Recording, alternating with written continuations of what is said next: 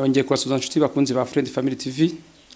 Iminsi hashize iminsi itari mitoya cyangwa se itari mikeya tudaherukana, ariko twifuje ko muri no minsi twakongera kubaganiza cyangwa se uyu munsi ku wa kane tukabaganiriza ku bigendanye n'ikiganiro tujya tubararikira tukabagezaho ikiganiro cyitwa byifashe gute mu muryango. Uyu munsi rero turaganira kuri bikeya, namwe murize kwibonera ibindi kugira ngo mugende mwisobanura. Uyu munsi ni ku wa kane, uyu munsi twasuye hano hamwe mu murenge wa Muyumbu, hari igikorwa kimwe cy'ingenzi twasuye kigendanye no gusezerana.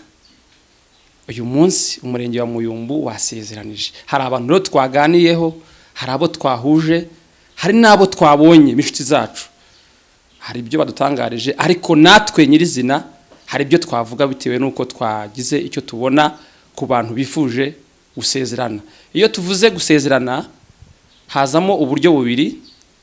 Ni uburyo twasobanura ko ari uburyo bwo kwemeranya, haba ku mukobwa cyangwa se ku musore cyangwa se ku mugabo n'umudamu ku basanzwe babana.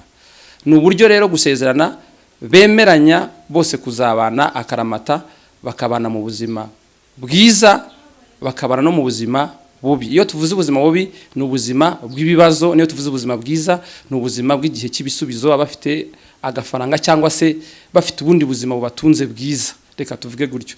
Iyo tuvuze nanone ubuzima bubi ni ubuzima bugoye, ubuzima bwo kubura amafaranga, ubuzima bwo kubura ikibatunga, ikibatungira umuryango, bityo bigatuma babaho mu buryo bugoranye. Rero twaganije bamwe muri bo n'uwo tutifuje guhita tubayereka amashusho, ariko twifuza ko mu kiganiro kizaza tuzabereka ayo mashusho, ariko twifuza ko uyu mwanya twagira akaganiro gatoya tuganira bitewe nuko twabibonye. Rero nshuti za FFamily TV, twifuza ko nkuko namwe mubizi, nkuko tujya tukunda kuganira, tubaganiriza ku rukundo, tubaganiriza ku buryo umugabo n'umugore cyangwa se inshuti zibana, tubakangurira ko namwe uburyo bwo gusezerana mwabuhuza, bityo bigatuma urugo rwanyu rutera imbere ku bigendanye no gufatikanya, kuko burya urugo rugirwa n'abantu babiri nkuko twabitangaje, twari twabigaragaje mu gitabo twanditse, dukomeza kugenda tubashishikariza no muri kugira ngo mujye mugenda mugisoma, igitabo cyitwa imiterere ya muntu mu rukundo. Rero ku ngingo yaho ya 10 niyo ivuga ku rugo cyangwa se ku mibanire y'umugabo n'umugore, bityo bigagaragara iyo bari mu rugo. Rero umugore iyo mwamaze gusezerana, umugabo aba afite 50% n'umudamu 50%. Rero bibafasha mwembi kumenya uko mujera ibigendanye n'urugo rwanyu, kandi ingufu za buri umwe zigakora zitikoresheje zishaka ko urugo rwanyu rutera imbere, haba ku ruhare rw'umudamu n'uruhare rw'umugabo. Rero mwese musenyera umugozi umwe mushaka ko urugo rwanyu rutera imbere. Iyo tugarutse ku rubyiruko, bo navuga ngo urubyiruko baba babanye n'undi mu buryo busanzwe, iyo ari inshuti zisanzwe cyangwa se umwe afite inshuti ye ku ruhande rw'umukobwa n'uruhande rw'umusore, abo bo ntabwo biba bibareba cyane kuko ntabwo baba bakageze muri icyo gice turi kuvuga. Rero kubagize umwanya wo gutera intambwe yo kubana. Uyu munsi rero nkuko mubibona, twagiye tubasuye, tugiye kuri uwo murenge. Hari umwe muri bagenzi bacu twari twaherekeje, ariko twasanze natwe ari iby'agaciro twabikangurira inshuti za FFamily kugira ngo nazo zitere iyo ntambwe.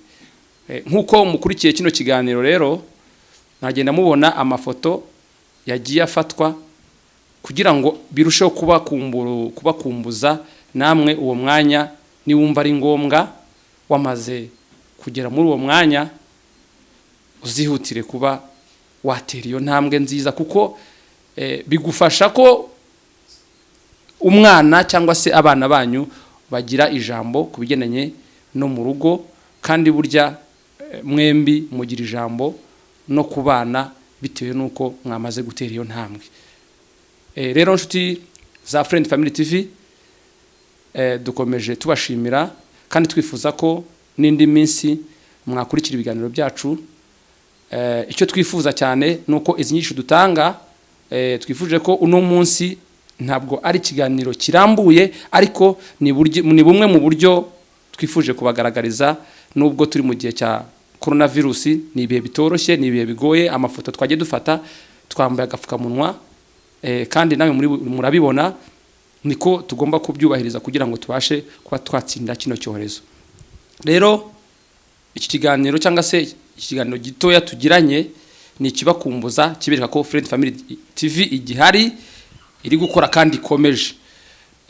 Dushishikariza rero inshuti zacu za FFamily TV gukora subscribe kandi inkuru zacu ukazihereza abandi bagenzi bawe cyangwa se inshuti zawe kugira ngo turusheho kugenda duhuza ibitekerezo, kandi comment ni ingenzi kubigendanye n'ikiganiro kina gitangwa kuko nawe ubuduha ibitekerezo bishobora kubaka umuryango nyarwanda.